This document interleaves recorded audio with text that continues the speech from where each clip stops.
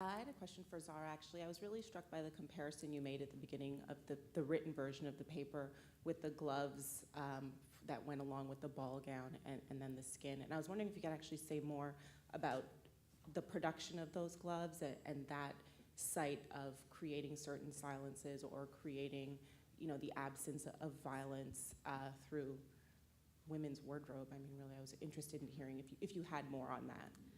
I can say a little bit about it, and I would first say that I'm relieved that Mike didn't say there were 3 papers submitted for this panel, because that would have been a little embarrassing.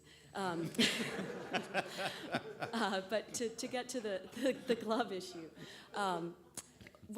what's appealing about that is that those were manufactured in bulk, and there were quite literally thousands of them manufactured for Lafayette's tour. So what's striking to me about that is that is a very unifying, or attempt to unify the nation together to celebrate their patriotic past. And what always struck me about that is when you look at the material culture related to Lafayette's tour, there's also an erasure of violence.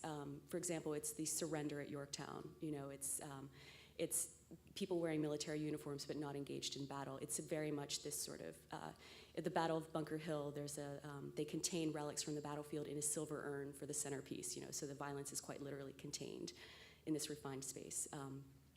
David actually brought up when he read my paper that it was violent for the goats, right? That this was something was suffering, which is a good point.